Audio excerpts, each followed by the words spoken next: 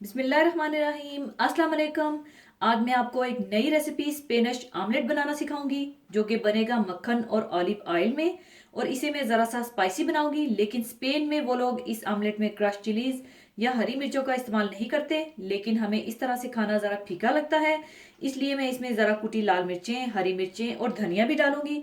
तो इसको बनाने के लिए हमें चाहिए होगा बारीक कटे आलू मीडियम साइज के 3 अदद, अंडे 4 अदद, बारीक स्लाइसिस में कटी प्याज 1 अदद मीडियम साइज की, टमाटर मीडियम साइज का आधा, इसे इस तरह से बारीक छोटा काट लीजिएगा। हरी मिर्चें छोटी 3 अदद, इन्हें भी आप इस तरह से बिल्कुल बारीक काट लीजिएगा।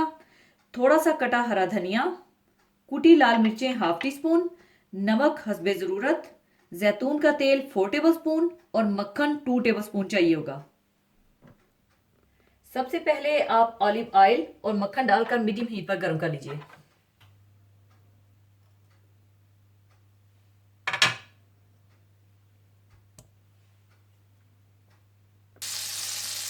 फिर इसमें आलू डालकर पकाएं जब तक कि आलू अच्छी तरह से गल जाए और हल्के से ब्राउन होने लगे, और ऊपर थोड़ा सा नमक डाल दीजिएगा।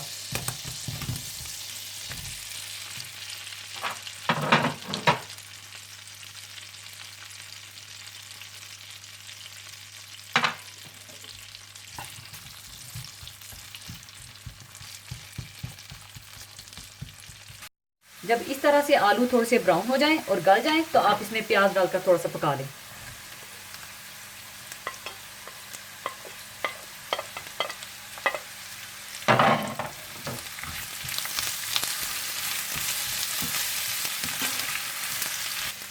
और दूसरी तरफ आप अंडों को फेंट कर रख लें। और इसमें आप डाल दें टमाटर, हरी मिर्चें, हरा धनिया,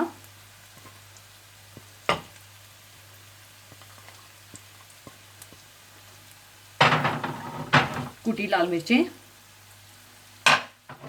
और नमक। इसे अच्छी तरह से मिला के रख लें।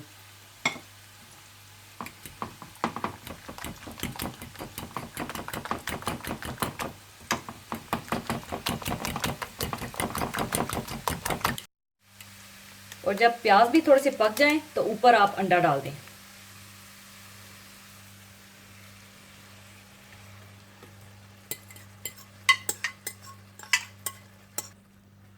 और इस तरह से फैला लें और बिल्कुल हल्की आंच पर इसे 5 मिनट के लिए पकाएं।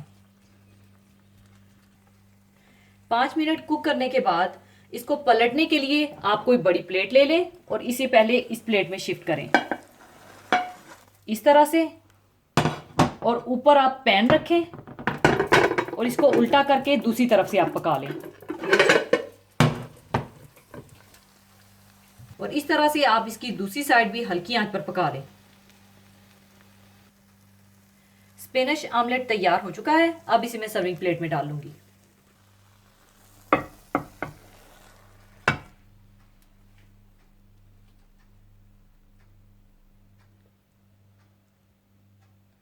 आप चाहें तो इसे इस तरह से काट लें।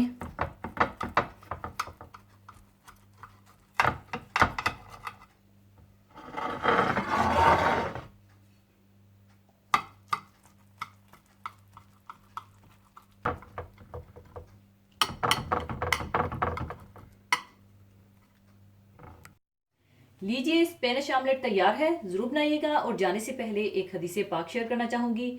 हदीस पाक इस तरह से है। हज़रत अबू हुरैरा रज़ी अल्लाह ताला अन्हो से रवायत है कि हुज़ूर अक़दस सल्लल्लाहु अलैहि वसल्लम ने एक मर्तबा हज़रात सहाबा रज़ी अल्लाह ताला अजमाइन से दरियाफ्त फरमाया, क्या तुम जानते हो मुफलिस कौन है? सहाबा रज़ी अल्लाह ताला अजमाइन ने अर्ज़ किया, हम तो मुफलिस उसे समझते हैं जिसके पास दिरहम ना हो और मालो असबाब ना हो। आप सल्लल्लाहु अलैहि वसल्लम ने फरमाया, बिलाशुबा मेरी उम्मत में मुफलिस वो है जो क़यामत के दिन नमाज, रोज़े और ज़कात लेकर आएगा, और उस हाल में आएगा कि किसी को गाली दी होगी और उसे तोहमत लगाई होगी, एक का माल खाया होगा, दूसरे का खून बहाया होगा और किसी को मारा होगा। लिहाजा उसकी नेकियां कुछ उसको दे दी जाएंगी और कुछ इसको दे दी जाएंगी। बस अगर इसकी नेकियां लोगों के हुकूक अदा होने से पहले ख़त्म हो गईं तो उन लोगों के गुनाह इसके सर डाल दिए जाएंगे, फिर इसे दोज़ख में डाल दिया जाएगा। इस हदीस से हमें हकूकुल इबाद की अहमियत का अंदाज़ा कर लेना चाहिए कि इनकी अदायगी ना करने पर कितना संगीन मामला पेश आ सकता है। दरअसल आज हम लोगों ने दीन को सिर्फ इबादतों और वजीफ़े और तस्बीह की हद तक महदूद कर लिया है और हुकूकुल इबाद यानी बंदों के हकूक जो अल्लाह ताला ने बताए हैं इनको दीन से बिल्कुल ही खारिज कर दिया है। इस हदीस मुबारका से ये बात भी हम सब पर वाज़िह हो जाती है कि हकीकी मुफलिस कौन है। वो जो इबादतों के ढेर लेकर आखिरत में पहुंचेगा लेकिन वो इंसानों के हुकूक गसब किए हुए होगा। जाहिर है वहां रुपए पैसों से तो हिसाब किताब बराबर नहीं होगा, क्योंकि वहां की करेंसी तो नेकियां हैं और दुनिया में जिन लोगों पर जुल्म किया होगा और उनके हुकूक पामाल किए होंगे इनको अपनी नेकियां देनी होगी। और जब इन इबादतों के ढेर ख़त्म हो जाएंगे और फिर भी कुछ साहिब हक रह जाएंगे तो साहिब हक के गुनाह जो उनके नामाए अमाल में हैं उसे इस शख्स के नामाए अमाल में दाखिल कर दिया जाएगा। चुनाचा आया तो था नेकियों के ढेर लेकर, लेकिन हुकूकुल इबाद अदा करने में कोताही की वजह से नेकियों से तो हाथ धोना ही पड़ा, साथ ही लोगों की बुराइयां भी गले पड़ गईं और दोज़ख ठिकाना बना।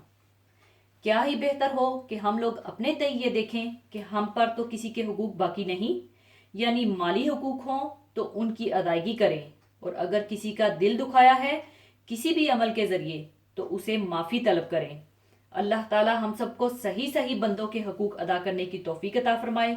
आमीन। इसी के साथ मैं आपसे इजाज़त चाहूँगी। अपना बहुत ख्याल रखिएगा, दुआओं में याद रखिएगा। अल्लाह हाफिज़।